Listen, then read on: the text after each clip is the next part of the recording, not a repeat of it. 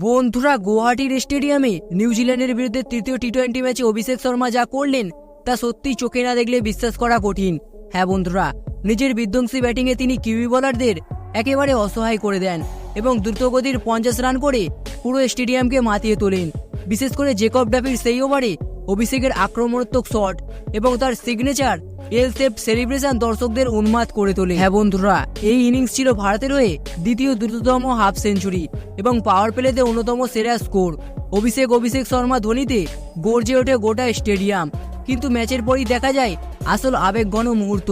Man of the match হওয়ার পর অভিষেক শর্মা দৌড়ে যান নিজের গুরু যুবরাজ সিং এর কাছে এবং সবার সামনে তার পায়ে প্রণাম করেন। এই দৃশ্য যুবরাজের চোখেও জল এনে দেয়। তিনি অভিষেককে বুকে জড়িয়ে ধরে আশীর্বাদ করেন।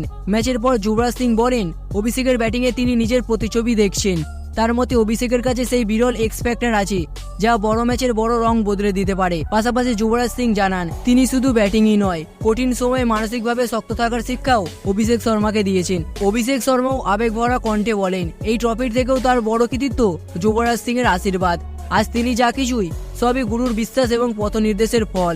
তো বন্ধুরা, এই গুরু শিষ্যের জুটির গল্প এখন সোশ্যাল মিডিয়ায় ভাইরাল। অনেকেই বলছেন অভিষেক শর্মাই হতে পারেন ভারতের ক্রিকেটের দ্বিতীয় যুবরাজ সিং। তো বন্ধুরা, এই বিষয়টিকে নিয়ে আপনারা কি মনে করেন? আপনার মূল্যবান মতামতটি অবশ্যই কমেন্ট বক্সে লিখে জানাবেন। তো বন্ধুরা, ভিডিওটা দেখে যদি একটু ভালো লেগে থাকে তাহলে ভিডিওটিতে অবশ্যই একটু লাইক করে দেবেন এবং চ্যানেলটিতে নতুন হলে অবশ্যই চ্যানেলটি সাবস্ক্রাইব করে দেবেন। ধন্যবাদ।